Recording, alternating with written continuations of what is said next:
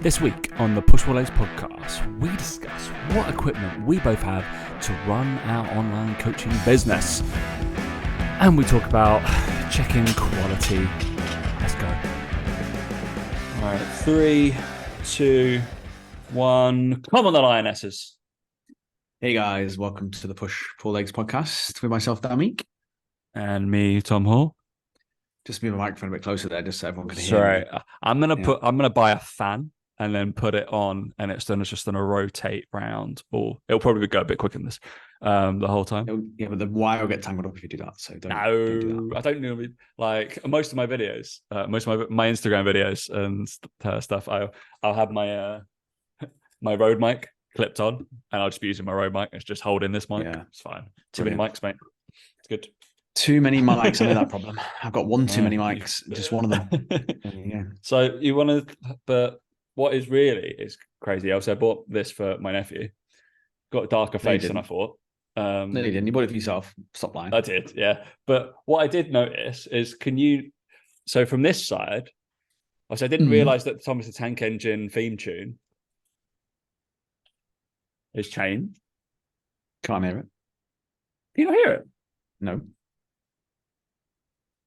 If it's coming through to my end anyway, might be on the recording, but it's not coming through to me. Oh, really? But you can hear my voice though. Yeah, I can. Oh, just tell me what I can hear, Tom. Excellent. It's always not going through the old pop screen thing, whatever it's called. But for those who, obviously, because it's an audio show and it's not video, guys, he's holding up a toy Thomas the Tank Engine. You notice that on this side, the one is the right way. One is correct way around, yeah, and the one is not. This one it isn't. Very strange. Yeah, interesting. I know my 2-month-old nephew is going to be absolutely perplexed with the ones. Yeah, I think if he manages to prise it out of your hands, yeah. Anyway, what's going on, mate? Not a lot, mate. Just suffering with the golf. But other than that, can't complain. Playing shit golf, but that's just the story of my life, isn't it? Other than that, everything's all good. Yeah, just busy, as always. And yeah, other than that, I had 2 nights away. Had a little weekend away with Laura. I saw there was an amount of like Dan going out and stuff, and I was like, this is odd.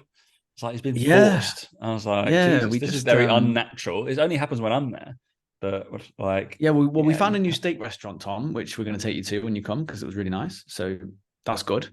So we'll be going there. And yeah, the Royal Atlantis, it was like, obviously it's quite expensive. It's the it's kind of like the jewel in the crown of Dubai, really. Like after the Burj Khalifa, I guess it's the brand new Atlantis hotel. But you get a special deal as residents if you have a resident like visa here. You get special rates and stuff. So we went along because it's quieter in the summer here because obviously no people visit because it's too hot. It was just amazing. Like it's my first experience of like a really top end hotel. I usually stay in all the budget ones usually, and we'll definitely be going back. It was just incredible. Like, yeah, just unbelievable. Like to the point where it's obviously really expensive. But when you actually add up the stuff you get included within it, you kind of start looking at it going, well, actually, like the breakfast, for example, was incredible. Like it was an all-you-can-eat kind of like brunch style breakfast, and you could order you could have like champagne, all this sort of stuff. Not that we did, but we're like, well, people pay £100 for that. I mean, normally. Laura she had to spend Laura was, so she was smashed. Yeah, she needed to be. So yeah, it's just really nice, and like it was funny how like even just 2 days away from the laptop and my work phone, I actually did chill out, which was surprising. Like for me, I'm not someone who chills out all that much. So it was nice to switch off for 2 days. So yeah, we're doing that again at some point. Probably take you there for some cakes. Or there's really nice little like pastry bit with like. I love that. Don't take me when Tom's out. We'll take him for the kiddies bit. We'll take him for some cakes. Yeah, we'll take him for some orange juice and some cake. Yeah, he'll like that. It was it was really nice, really really nice. What about you? Anything new? I heard you went to a top class football match at the weekend. Football, more football. Football's back. All the football is happening most of the time. I just automatically think of the first game of the season, that David Mitchell sketch where he's just like constantly walking around from Mitchell and Wedlock. Have you ever seen that? Not seen that scene. I will send you that. It's hilarious. I went to Rains Park Vale versus Ascot United with the lads. 4 of us. lads. It's basically two of my friends live in Wimbledon and Rains Park, and we all went down there. Because quite fun. Go support a very local team, watch some ball, and at 3:00. What is embarrassing is actually 2 divisions lower than what I used to play as a 16, 17-year-old. That's not big-headed. That wasn't a good level for when I played. Yeah, I was about to say, that's not good. That's not something Tom would shout about. Trust me. I know, exactly. But yeah, it was quite interesting. It was quite funny. Rains Park Vale, but it was very noticeable. I mean, the signage on going into the ground, it was £10. I think that was quite a lot, £10 to get in. But on the signage, they'd purposely made like dogs on leads, and it said dogs on leads on the side for people allowed in free. I was just like, and then I had a few, so I was just like, oh, how much do I have to pay to get my dog off the lead? And the guy looked at me like I farted in his face. Like, he had literally no idea. He was like, what? And I was like, well, you got dogs on leads are free, so surely if I pay some money, he's allowed to run around the pitch or something. And he was like, oh. I was like, brilliant. All right. You did not get that one. Did not get my joke whatsoever. No. But yeah, anywhere where I think drinking just makes things better. And watching sport whilst drinking with your friends is generally quite nice. So yeah, especially watching live sport and being able to the players at that level, when there's only about 200 people there, can really hear you. Were you swearing at them, Tom? No, we weren't swearing at them, but we were making fun. Calling them names. Yeah. But what was really cool is like you can go in the clubhouse and then obviously like they're all having their like after match food, and that we never had that. We didn't do that when we played at semi-pro, but it was like they just went out into the foyer area. Everybody's having burritos and like cheeseburgers and stuff like that. We're like, I paid £7 for my cheeseburger. Jesus Christ, they got it for free. That's their match fee there, right there, isn't it? Literally. But yeah, it was good fun. They were 2-0 down. Then they came back and won 3-2. What a game. So yeah, good fun. And then other news, I guess my month of triathlon training is just annoyingly long this month. I've decided to do volume work. So I've literally an hour before this podcast, well, I say an hour, me and Dan just spent about 45 minutes talking without getting things done. So I just did a 10K. That's my first ever 10K I've knowingly run. And how bad do you feel for it, Tom? Awful. My legs were disgusting. They were drained. There you go. That's the message to take from there. Don't. But I think the side effect of this is I didn't fuel myself very well. Today I've had a yogurt and a cheese toasty from prep and 2 coffees. That was my prep. Do as I say, not as I do. That's probably not the best pre-10K meals beforehand. But I was just like, fuck it. And then I did not take any hydration throughout the whole 10K. Smart. I need one of those Camelback things now because I don't. Oh, you'll be one of those wankers. No, I'm gonna be one of those wankers. So I'm already one of those wankers that has a little belt to put my phone in. It's called It's called Build Fitness. It's really good. So cool, man. I know, £20. Lovely. I've got a whole list of stuff. If anybody wants to know, I do go through it on the YouTube channel about stuff I've purchased. I do give my belt every week. My belt on the YouTube channel. Don't worry, my belt and everything you need is going to be there. That's where you can get my code. No, but I always talk about because every fucking week that I bought some miscellaneous shit to go because I'm like, I really need this. Because there's just endless fucking crap essentially you can buy. With doing this rubbish. So yeah, really good. So 10K, pretty long that. Feels long. I just got to double it and then do like a 2K swim and a 90K bike ride before. So really going to enjoy that. Really going to enjoy it. Yeah, but I did a 2K swim, well 1.9K swim on Sunday. I'm never going to the Lido on a Sunday again. It is busy and filled with a lot of old people. So yeah, we don't swim very particularly quickly. And couldn't give a shit whether you want to or not. So wonderful. Doing my midweek sessions. The good thing about working for yourself is you can obviously decide your own calendar. So I tend to work later into the evening, like 7 to 8. I mean, we're recording this podcast. We start at 5:30. We'll finish at like 6:30, whatever. And then I have to vaguely do something to it. But you can work into the evening, and I can have that like little training bit. Most PTs train from fucking 2 till 5 anyway, so they do. Just being cool. Yeah, I love PTs when they do that. PTs, oh yeah, come on, it's all about priorities. You know, you can find the time. PT just don't have time. Just don't. PTs that then train in complete off-peak hours and no one's in the gym. Yeah, it's easy for you, isn't it? Yeah. Don't see many PTs get up at 5 a.m. to train. They just get up for their clients, which is very different because you're paid. Yeah. They're always like, oh, I just don't have the time to post on social media. And I literally one today, and he was like, oh, you're pretty good at it, Tom. You seem to post. And I was like, yeah, I've been far more regular lately, haven't I? He was like, how'd you do it? I was like, put it in my diary like it was a client. Yeah. Funny that, isn't it? Literally that. I was like, there's no difference. I'm just like, all right, that stays there. And you know what? Even if I have a client, don't move that time. So yeah, that time is not available to one-to-one clients. Crazy. So yeah, interesting. That's just priority, isn't it? But anyway, all fun and games, Daniel. All fun and games. I did because I sometimes get asked this. I'm sure you don't. You might actually. From a PT, an online PT, we're both in the online PT space. And it certainly was a question that was asked fairly frequently. It's not in your group. I don't think it's. I'm in Dan's group at the moment, scrolling through it. I've been in it a while, but I don't really. I'm a lurker. Don't really answer many people's questions. I think I should answer them. I still watch because there's quite a few people that like obviously are in your group, but like, oh yeah, I'm with Dan. I'm like, oh, bad times. They'll message me on Instagram. Unlucky. About equipment, because it leads me from the triathlon stuff and what we use for just socials and doing stuff and podcasts and stuff like that. I think it's very, very quick 2 minutes, Dan, just to list off shit that you use. Just so people, we might as well do something vaguely useful for people. Yeah. All right. Go. What a beginner's guide to online personal training. What at your level, the highest level that you can become at personal training? What do you have? Highest level. So I have an iPhone 14 now to film with. They're actually good enough to use now.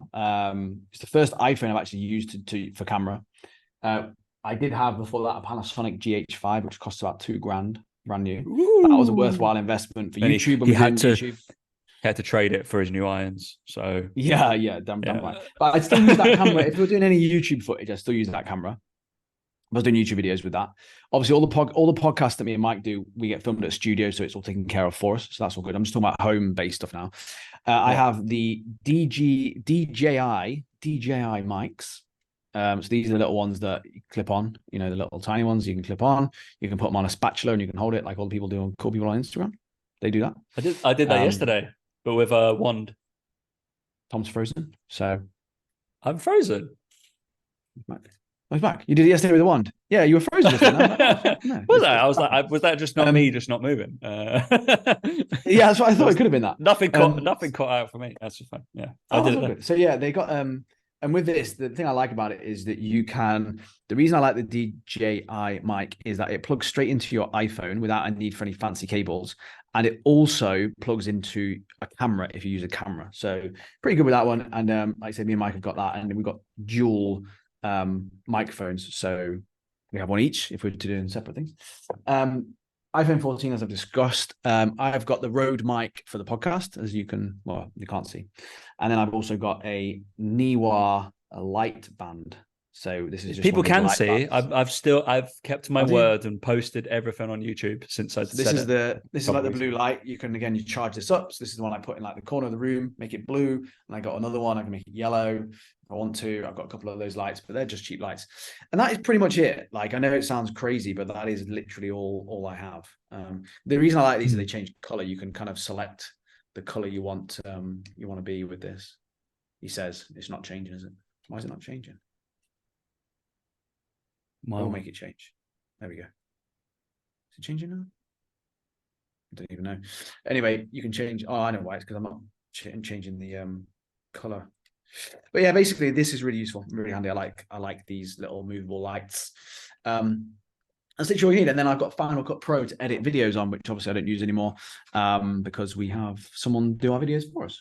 But when I did, I used Final Cut Pro. I paid about 300 quid and it's worth it. It actually works out cheaper than paying like £10 a month for CapCut. In my length of time I've had it, and it's far better, far superior. You can do loads more with it. So I recommend that. And then I've also got the Captions app for doing captions on my videos. And that's it. That is pretty much it. There's nothing crazy required. It just, oh no, that's a lie. I've got a tripod and a ring light as well. That's the basic setup. That's all you need. Tripod, ring light, spare light, iPhone 14, which I've got right here, which is good. I feel like you can gradually purchase those. Dan didn't go, this is what I need. I'm assuming those are over months of purchase. And obviously, yeah, you can gradually purchase it, but at the same time, it's not that, I say it's not that expensive to get it all out. Obviously, if you got the phone, that's cool. To get the lights, the microphone, it's going to cost you what, 300 quid maybe? You say that like it's a small amount of money, but it's not. So, for example, when me and Mike go and film in the podcast studio, it cost us $350 for 3 hours.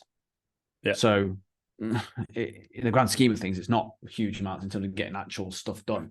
But the other part of it is once you buy the stuff, you actually use it. So there's an element of accountability. You're like, well, I don't want to waste my money, so I might as well use it. And then you start using it and you get better at using it. Whereas if you don't have it, and you just rely on your phone, and you've got an iPhone 11 and the sound quality is shit, and you haven't got a microphone, you're not using good lighting, then your content's going to be shit.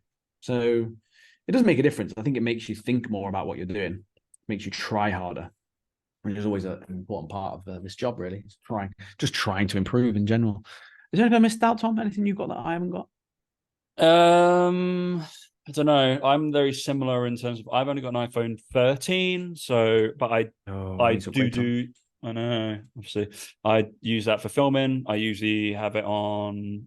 So I have one person who does some of my reels. So I don't do all of the editing. I do my YouTube stuff. I do some of my like random funny ones. Basically, if there's ever like a series on reels and stuff, I get somebody else to do that because I can't be asked. Or it's a long kind of thing. I can't be able to sit there and like poke through loads of content. I'll do like if I've only recorded like 15-20 minutes of like of a 60-second clip, like the one yesterday was like 75 seconds, but obviously I probably recorded about 15 minutes. I'll do that, but if there's anything longer, I just can't be bothered. It's unfortunately not worth my time at the moment due to other shit that I want to do. I'm saying I've got my tripod thing is I think I've got the golf one that I use currently. It's quite sturdy. It's quite good. It's all right. It's quite big.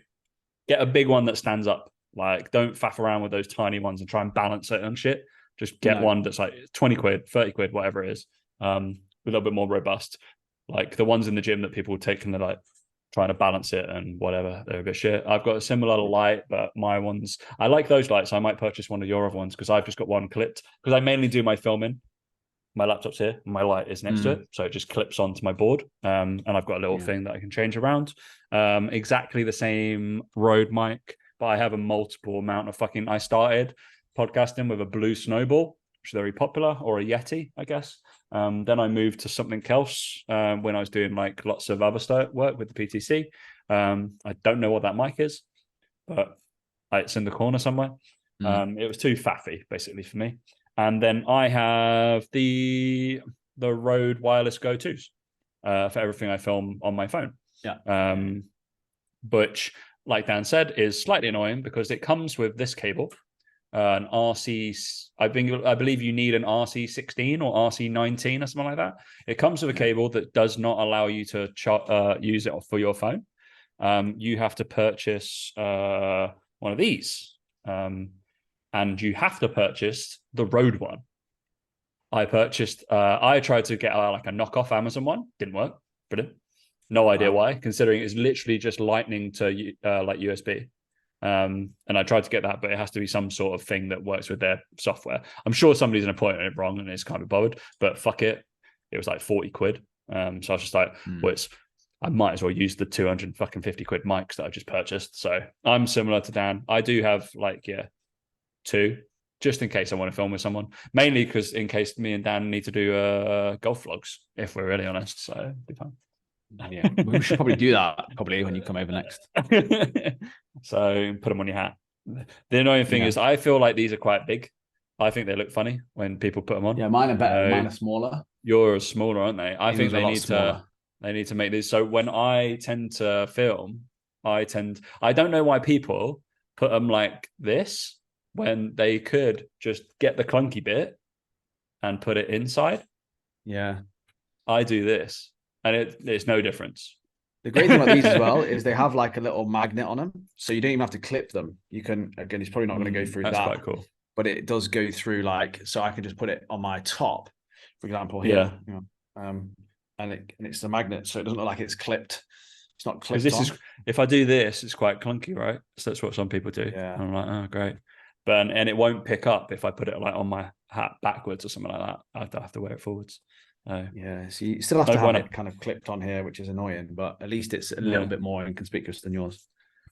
Correct. But yeah, those are the basic things as well. Nothing else. I think that is all you need. And obviously, in terms we're going to talk into like Loom videos and stuff like that. And just so, because I still do that for my Loom videos, have like the camera, like decent camera, whatever, pointing at me, and it's all right. And then I still use my microphone. It's plugged in for all your Loom videos.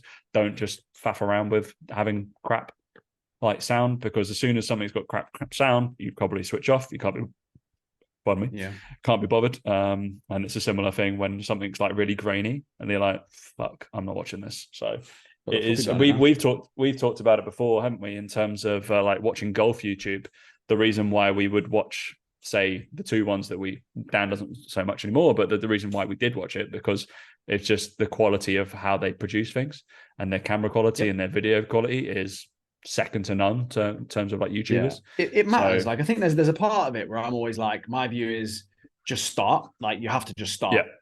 But the reason you start is so that you can see what you need to improve on. If you're waiting to be perfect, you're never going to get anywhere. You're never going to get anywhere. But you have to start, and you know that your first videos are going to be shit, and you have to accept they're going to be shit so that you can go, right, okay, the sound was shit, the lighting was shit. How do I make that better? How can I look at other people's and what they're doing? And like, I'd encourage you to watch, like, people post them all the time on YouTube and stuff, like behind the scenes, how we create content, how we shoot our golf videos, how we shoot our videos. Watch all that shit, like, because you'll soon realize what it takes and what's needed. So that's what I would say is make sure you're doing that.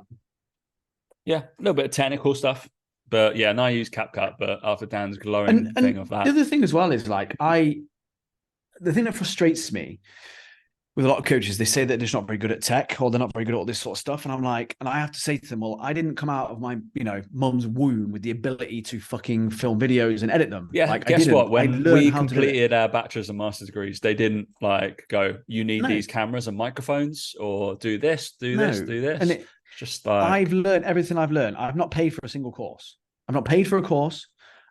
Everything that I've done to learn how to do it, you can do. It's called YouTube. Type in how to, and then fill in the blank. It's amazing what comes up. Like, that's what's required. Like, at the end of the day, people just don't want to do it. It's just too much harder. They're being told what to do. They want a hack. They want a secret. Best thing you can do, learn how to do it yourself. So there you go. It's my little thing. Discovery learning. All right, well, we'll get into shit. But I thought that was an interesting. I wrote it at the top of the thing. Dan didn't know I was going to ask that, but yeah, he's so clever that he could literally list the things in front of him. I mean, insane. All right, we're going to vaguely talk about walking the walk, I guess. What do you want to talk about? Walking the walk, or the post that you had that we actually had a reasonably good discussion beforehand on check-ins? Check-in process. I thought I'd check in Dan's group. Fuck it, we can get questions from there. Quite interesting. Might as well get from Ben. You choose, mate. You choose which one you want to talk about. I don't know. I feel like we'll go for Ben's question first, and then we'll go into the walking to walk, because I feel like we covered that a little bit ish. Yeah. And I'm assuming people will know our opinions slightly. Yeah, let's talk about the other one. And then we'll leave that for another time. Right. So obviously he posted Ben. Hey y'all. He didn't put y'all, but he should have done. Just wanted to get everyone's thoughts on this. Is there a better way he's actually from the South. Did you not know that? No. He's from Tennessee. Aren't you, Ben? No, he's not. Good job. He's definitely listening as well. Online coaches doing a Loom video every week for your clients is overkill. Imagine after months of coaching, you say the same shit each week. Also, your client has to watch that video each week looking at fucking Google Sheets. Not to mention, if you say something in a video you want them to incorporate without it written down, they will forget. So I'll be quite like, I've done a lot of work with Luke. This was from Luke Johnson. All right. He's never been on the show actually, but I've done hundreds of videos and podcasts with the lad, obviously with the PTC. We've written courses together and stuff. And this was something that I discussed with him in a business chat yesterday, and I disagreed with. We're allowed to disagree with our friends. Shock. Yeah. So, and it is coming from a different space of market he's trying to go into.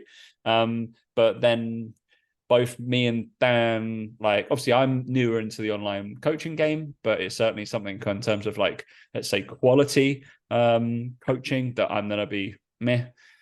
I just think there's a couple of things possibly wrong with it. And Dan's obviously you've pretty much been in online coaching as long as Luke had, I'm pretty sure, from one of the times of body type nutrition. That's where Dan started out. Oh yeah, that's a long time ago now. Yeah, I knew that. How you've evolved. So not a great track record on bosses when you first started out. No, that's why I stopped having a boss. I think, yeah. Interesting. So yeah, there's a few people that have laid in. I think you did, but I'm not going to write what you said. But yeah, let's give our slight opinion on should you be doing Loom videos every week? Is your client going to get bored?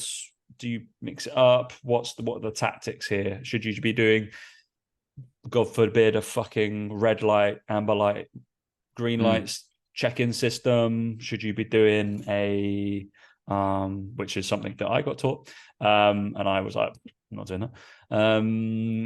Then what's the other one? Typeform shit, all that kind of crap. Yeah. Yeah, look, I think the thing is, if you are just sending a Loom video every week, I've definitely caught the sun down. I caught the sun today. You have, mate. Well done. Yeah. Okay. Yeah, carry on. Do you want a medal? If you are sending the Loom video each week, saying the same stuff, just bringing up a Google sheet and not telling your client to write shit down, then yeah, don't do it. It is shit. That will be the worst way of getting it across. But that's not what coaching is, and that's not what it should be. So for me, the argument there was, it's not about the delivery. It's not about the medium. It's about delivery. Yeah. It's not about whether you use a Loom video or a voice note or a type form. If you're saying the same shit every week with zero personality, with zero inspiration, with zero actual coaching, and you're just talking about numbers on a spreadsheet, whether you do it on a Loom, voice note, or via email, it's all boring. It's all shit, and the client's going to leave you at some point soon anyway, because it's crap. Now, have I had clients stay with me for 3 years doing Loom videos every single week? Yeah, I have. Can't be that bad then, can it? And the thing for me is that coaching is about inspiring people. It's about providing unique information to them. It's about giving them stuff that's making them think, making them act differently, creating better habits, changing behaviors. It's not just looking at a spreadsheet on a check-in. So my whole argument, I said back to Ben, I was like, look, I said, I don't think that it's the Loom video that's the problem here in terms of what's been described. It's the fact that it sounds to me like Luke described a situation where it's just shit coaching. It's just not, whoever he was describing there is just not a great coach. Let's be honest. Like, that's the way I put it across to Ben. I said, look, it's just not good coaching. Because in my Loom videos, I would be trying to inspire, be positive and negative, give someone something to work on, tell them what they're good at, show them what their future could be like, show them where they could be in 6, 8, 12 weeks based on if they carry on doing what they're doing, inspire them to change things, and also chat to them as a human and find out about their day, about their week, about their sport, about their family, and just generally being a half decent person to be around and spend time with, just like you would do with a normal PT client. It's kind of like saying, oh, your clients won't turn up every week just to have you count their reps and bark orders at them. No, they wouldn't, because that's what shit PT does, and that's a shit PT. Good PTs actually don't talk quite as much. They actually show things in a different way. They actually do get to know the person. They do have personality. They do have banter. They do have a reason for that person to come back. And it's usually because of the person as much as it is about the program and about the fitness. And it's exactly the same online coaching. So that's my view on it. Is it's not about like I said, the medium. It's about the delivery. And I think good coaches would make any system work. I just feel like Loom videos are the most in-depth, most informative, and most engaging if done properly. Yeah, I would totally Basically. concur. It's like, as a person that like, yeah, obviously for a different mentorship, I got taught to possibly do like type form check-ins, get them to fill out a type form as their check-in. Number one, I didn't want that from a client. If they sent me a Loom video, they're fucking getting a Loom video back. I expect the same like quality or like at least the response from both of us. Like if they're sending you a video and you send them a little, well done, good job, crack on. Like I'll be like, what the hell? Absolutely mental. So yeah, the red light, green light, red light, green light. It wasn't Hunger Games. Just realized. Squid Games. Hunger. Yeah, what the fuck? Why it was Squid Games? You seen the new Hunger Games is coming out though, Dan? Haven't, mate. No. Peter Dinklage is in it. That's cool. I like him. Tyrion Lannister. Are you joking? The angry you elf forget, I from don't Elf. watch. I don't watch much TV. You just mate. popular You culture, forget. mate, is shocking. I would never want to be on a pub quiz team with you. No, Jesus don't, Christ. I am really bad. If you want a pub quiz person, you're picking me. Good with films, good with that shit. Random fucking knowledge coming out. No idea what's going on most of the time in the real world, but yeah, absolutely fine. I've lost my train of thought, Dan. You know, I did watch Barbie last week as well. Just FYI. I bet you did. I know. Did you have a great time? I did. Yeah, it was great. Did you wear pink? Good. I wore a pink Blink 182 logo on my t-shirt. So good enough. Thank you. That was my input. So yeah. Anyway, I've seen both Oppenheimer and Barbie. So if you're gonna go see one, go see Oppenheimer in the movies and wait until Barbie comes out.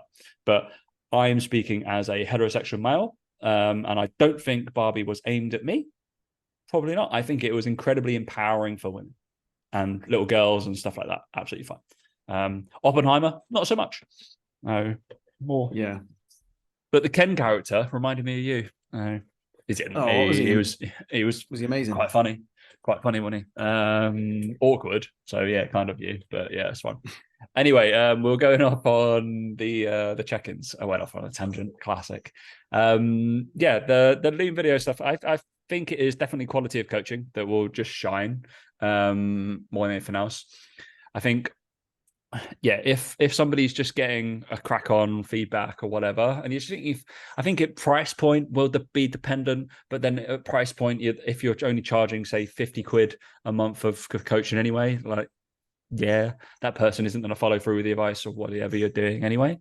I doubt that's going to be enough of a numerical value to change someone's what they're doing each week and blah, blah, blah.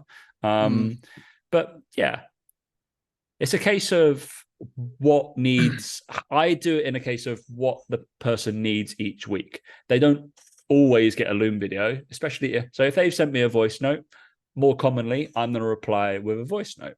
They might get a Loom because I'm answering some questions that I need a video or like kind of what am I video medium? Is that right? Visual, thank you. Visual medium to like show my point or trying to get across or something like that. So I might be doing that. Or if I want to take the piss out of them by putting like a meme up constantly. So when they're going through, but then that's like knowing your clients and like making them feel stupid. So yeah, if you're listening, Alex, there will be some Blackburn ones over the next few weeks, so it'd be fun. But yeah, that's what you're going to use a video for. Probably not just like always put the extra effort in, get to know your client, like get to know why they have a dog called Odin, and just randomly put a picture of Odin on their fucking video or stuff like that. That's like a little bit more intimate than like, we have checked in, lovely, and they're just going to go through their spreadsheet or stuff like that. I commonly don't even fucking look at their program. Like, I do look at their program on the fucking the video, like back. I'll have it up for 2 seconds and be like, this is good, this is good, this is good. And then I'll talk about the questions that they probably answered me on their check-in form or whatever. So, and then went through. That's all we kind of need. Shouldn't be longer than like I guess mine are usually between 5 and 10 minutes because I tend to ramble, as you can see. And then if they're like technical stuff, they tend to be more between 10 to 15 minutes. So yeah, that's all they're going to be.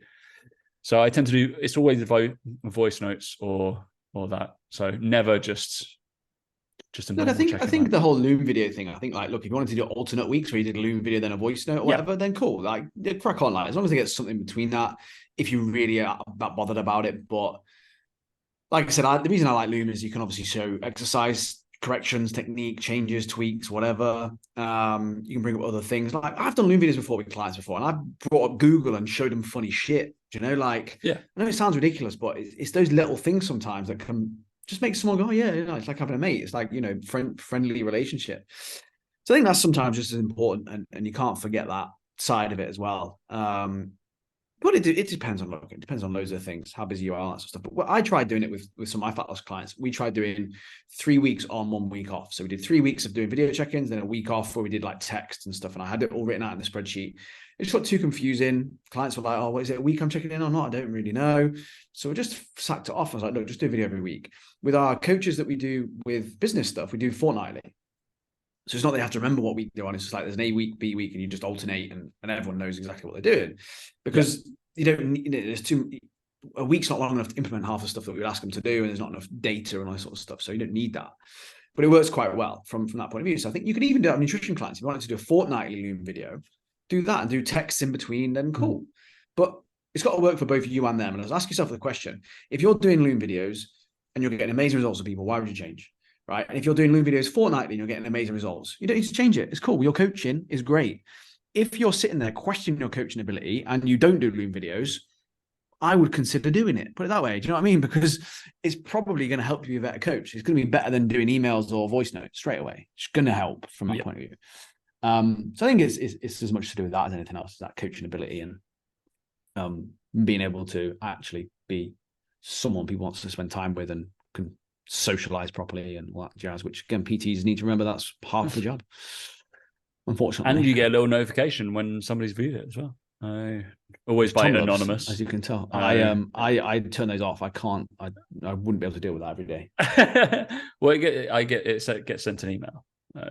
Send it. Yeah, same email, same thing. I can't deal with all those emails. I'll have loads each week. And then I'll message them and be like, "Are you having fun?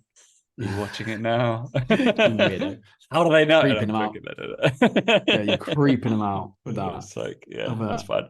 But yeah, if it's a case of like get them to write stuff down as well, like I write stuff down throughout mine. So we've talked about again, I have a notepad in front of me every single time, boom, boom, boom, and just every single check-in week, I just write their name and then what it is next to it after their check-ins as well. So lovely, mate. Cool. Do you want to discuss the last topic? I feel like we've got 10 minutes. You want to have 10 minutes to chat through it, mate? Yeah. 10 minutes? Yeah, it's fine. Do we need to walk the walk? Yeah, well, this was like we were just scouting the UK PTs group for some content, and obviously saw a video. I thought I'd been kicked out. So yeah, we saw a video there from our good friend Paul Standell, who a very intelligent chap. He posted a video a while ago, and it was kind of like people, clients don't like obese trainers, kind of thing. And obviously the way he does his videos is very, very clever. He gets a bit of clickbait. People get, enraged by what he says. He does it very, very well, but he always provides a nuance and a context, which is done very, very well as well.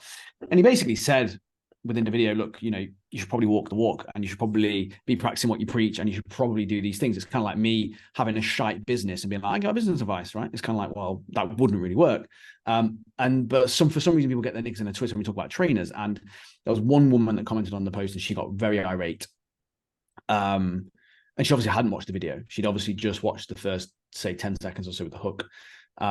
Because she basically said, it's all right for this guy. I bet he's never had cancer. I bet he's never had this happen to him. I bet he's never had this problem with his health. And Paul's whole argument is, no, you should show people that you've overcome these things that you can help other people overcome. So if I was her, I'd be focused on people who've had cancer and want to improve their nutrition and health and want to lose weight, and you'd be a fantastic coach for them, and you would have walked the walk because you've had that and you've dealt with those problems and you know how to work around it. Like that's kind of the point he was making, is that you can be, for example, 40 kilos overweight, and you can lose 10 kilos, and you could then be happy, and you could help people lose that first 10 kilos from being 40 kilos overweight to 30. Like, that could be your speciality, and you've walked that walk. Likewise, with Tom doing the triathlon stuff, he's walking the walk of if he wanted to help someone do a triathlon. He could if he wanted to, not that he probably will. But my point is, you would respect someone far more who's done that if they're preaching about it. And there's a whole argument about, Jose Mourinho was a shit footballer, blah, blah, blah. It's like, yeah, but he still played the game. Like, he wasn't amazing, but he played the game. And also then he got given a chance at a low level, and he proved himself, and he's an amazing manager. So he has a bit of both within that. And I think that's the biggest thing, is no one's saying here you have to be ripped, or you have to be shredded year round, or like me, you have to have loads of muscle. I don't have loads of muscle. How can I teach someone muscle gain? Well, I used to be even skinnier than this. And I used to be real skinny fat, and I used to have a little pot belly, and I never used to have any confidence. So that's what I would talk more about, and I would focus more on, right? So the fact that I'm then posting on social media, and I've done a photo shoot, even though I'm not the biggest, it shows people that it can be done, even if you are skinny and you don't have loads of muscle, right? It's that whole thing of walking the walk. You define what the walk is. You define that. So the whole argument about, it's easy for him to say, it's like, no, he's saying you can define the walk. You define that, whatever you want it to be. Literally, you could do walking if you wanted to. Literally, you could be the world's best walker and just help people get better at walking. Would help. Not a sport though, is it? Well, I technically it's in the Olympics. I think it's in the Olympics. I think it's coming out of the Olympics next year. It should do as well. To be fair, I think it's being declassified. You walkers out there, like I said, walking on cardio. It's kind of like someone who's a nutrition coach saying, "Oh yeah, flexible dieting is the way forward. It's amazing," but then just eating chicken and broccoli and rice all the time. It's like, well, do you believe it or not? And that would be weird. That was Dan about 10 years ago. So. Yeah, that was literally me. Beef and mince first thing in the morning. But it's one of those things where, like, I agree with it. Obviously, we I think that's the whole point of this. What we're talking about, we agree with it. But my big caveat to this is you get to define what that walk is. Yeah. So, and it's no surprise. And like Paul said this, he backed up with some stats as well. The trainers are in the best shape, get more clients. Like, whether you believe it, and again, shape is defined by people who are employing you, not by other trainers. Shape or walking the walk is defined by those employing you as a coach. Yeah, they can define what that is. They have more clients. Like, it's that straightforward. We encourage all our clients who are coaches. We encourage them to share their journey on Instagram all the time. People are inspired by people who walk the walk. It's that straightforward. Pretty much. Yeah, I totally concur. Obviously, otherwise I wouldn't be doing all this triathlon shit. And I'd just sit in a hole and just bicep curl away. So yeah, because I would be eating food 24/7. But the thing is, it helps with that empathy, because you know what they're going through. Like, because I've done photo shoots. Whenever I coach someone to photo shoot, I know exactly what's going to happen. And I did it even today. I did a check-in with someone, right? He's post-shoot. So he did his shoot in end of June, was it? Was he last shoots? Or was it end of June? I can't remember. End of June. It was end of June we did our shoots. End of June, right? And he'd been, post-June, he'd been spending July gradually bringing his calories up. And he was like, "Oh, I'm doing great. I'm getting away with it. Like, my weight's staying pretty stagnant. My waist is staying the same." And then he had a week where he kind of ate a bit more food. His waist was still the same. And I said, "Look," I was like, "this is what happens. You get greedy. You think you're getting away with it. And then all of a sudden, 1 week, measurements will come in. You'll be 2 centimeters heavier on your waist. Your weight will shoot up 2 kilos and you'll feel like crap." And he's like, "Nah, I feel good. I feel great. Like, I listened to your advice. Okay, cool." Had another week where he overate. This week, checked in, 2 centimeters up on his waist, 2 kilos up on the scales. And he went, "You were right." I was like, "Yeah, no, I'm right. Happened to me. I did it. I know what you're feeling." And like, so now we've got to go on a little mini cut to get rid of some of this body fat. I was like, "You've just fucking finished dieting 7 weeks ago." I was like, "Because you want to go on holiday in 2 weeks' time. You want to do a little mini cut. That's cool. But when you get back from this holiday, you are not doing that again. You are learning from this mistake." I was like, "Because I've been through it. I know." Half the battle, you can't preach to people when you don't know what's coming up. And I believe it makes you a better coach, because I can now coach someone to a photo shoot miles better. Yeah. Because I know, for example, in peak week, when they get given 500 grams of carbs each day for 2-3 days in a row as a carb up, that they're still going to be hungry. And they don't believe me. They're like, "Oh, I can't wait to get these carbs in." I'm like, "Yep, but make sure you stop at 500. Do not overeat, because you'll still be hungry. You still want to eat loads more food. And because you've just eaten all that nice, tasty, high sugar, palatable food, you'll want more. And it'll be really, really hard to resist." Every single one of them texts me, "Oh, you're right. Loads harder than I thought it was going to be." Right. Yeah. I know. It's true, though. It's that whole thing of, I think if you've walked those shoes, and it's why that woman probably got a bit arsey with Paul, is because Do you know what? Paul probably doesn't know what it's like to be obese. Cool. That's not his clientele. He doesn't work with obese people. You could specialize in helping obese people. If you were once obese yourself and you're now maybe classed as just overweight, or you're still not ripped six pack, it doesn't matter. To those people who are obese, you are the equivalent of a ripped six pack. You are. It's about inspiring the people that you know you can help and where you've been. That's the message that I think gets lost in that type of post. Yeah. I think everybody just presumes it's going to be like this massive bodybuilder, and we're going to go, that person, they're the best looking, they're the most ripped, they've got the most muscles, therefore everybody's going to train with them. We know that doesn't happen, because otherwise we would have no clients.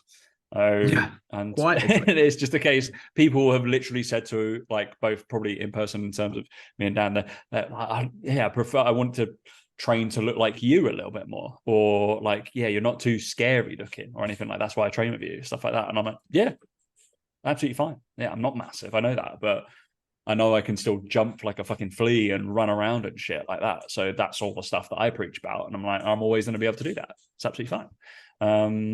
I post about it like frequently. It's like, I do this to still play sports, so therefore people who are playing sports are going to be like, maybe Tom should train us, because I'm still going to be able to play sports, and I'm going to keep doing that all the way through my life, no matter what. So it's always like, how'd you get that? Like my clients say, you turn really well, like all this, the thoracic stuff. When I play golf, I tend to overswing or overturn. It's like, because fucking mobile is crap. Don't do any mobility training, but it's all the training helps. So I'm going to be a triathlon king. That's what's going to happen. I can walk the walk now. When doing a 10K, eat more before, and drink water. Cool. See, walk the walk. There you go. You've learned from that. Beautiful. Odd. I didn't know that going in. But yeah, strange. But mate, we make mistakes, and it was also the case. I've realised that I need to come down in weight. So, because I'm looking, obviously, I'm so fat. I'm jumping off this YouTube this screen, aren't I? I can barely fit in the Zoom screen that Dan's got there. So yeah, he's had to put me on this big screen just to give me enough space. Yeah, fucking massive. If people want to know my weight, I think I hover around. People don't give a shit. They're 89, 90 kilos, massive, and people are always shocked by that. They think I'm lighter. I think they're like, "What?" Like, yeah, I know, mate. I'm dense. You are. I think you're bigger than people think as well, though. Dense. I think that's the other thing. I think you're bigger than people think. In terms of like height, mate, and just general size. Not just general size, mate. It's all. I've got no upper body whatsoever. I'm all right about my quads and my arse. That's fine. But if you're expecting like upper body training, it's fine. Not going to happen, is it? Not doing that. So I'll write it in, but I won't be doing it. So it's the day I skip when my coach gives it, and I'm like, don't need to do that, do I? I'll just do some pull-ups and some press-ups and crack on. Yeah. These isometric split squats sound far more interesting for me to do. So yeah. I know. Weird how the mind works, isn't it? I'm always like, your mind. Great. I've got like doubles at like back squats, and then I'll do 4 pull-ups. That'll work. Mate, yeah, it's fine. Anyway. All right. Any other business, Dan? Because I need to go have dinner with someone. Not from me, no. Only that obviously Blitz is going to be live soon. 12-week group photo shoot program where if you want to walk the walk, you can do that. If you want some help and guidance doing it. So that's going to be live pretty soon. So if you go on Instagram and message me the word BB shoot, you'll get all the information you need when it goes live at the end of this month. I'm going to message you BB guns. Please, everybody, just pictures of BB guns, and then BB guns will happen. BB shoots. Yeah. BB shoot. BB shoot. If you want, like I said, 12 weeks of accountability, group coaching, photo shoot at the end of it, feel amazing, feel good about yourself, whatever it might be, then do that. That's what I've got for you. Yeah, I ain't going. Just watch the YouTube if you want my updates on triathlon. If you don't like triathlon, I'm only going to watch the YouTube, Tom, if you're in a wetsuit swimming.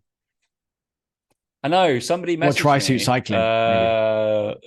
So one of the guys messaged me. It was like, you keep saying that you're swimming, but we've never actually seen you doing any of this shit. And I'm like, reason one, I'm not allowed to film at the swimming pool because there's lots of kids about. So believe it or not, I was just like, I don't think I could just set up my tripod and be like, it's all right, lads. I'm filming from YouTube content. They couldn't give a shit. They were like, yeah, get out. I tend to film. I film my my weight sessions and stuff like that. But I don't want to be one of those bellends that carries like a selfie stick when they're running, and like. Also, because it's got my music in it, I can't bother for those running and cycling. Fuck off. You see me in like doing. I can't bother to cycle outdoors. Too much stop start, and I might die. So my indoor stuff with my. I've got a couple new mystery kits, so everybody's very excited. One of my friends asked me about that on the weekend. He was like, "Yeah, I really love that." I want to guess every week. Mystery but I was kits. like, Oh, God. I was like, "Oh, great, yeah, mate." Those polls go off, man. Just because you're not taking part. Fucking hell. Yeah, I need to, obviously. Need to get involved. Clearly. Mystery kick polls will be happening, I think, this week. I didn't cycle last week because, I went for 3 runs. Boring night. All right, thanks for listening, guys. I've got to run, so see you later.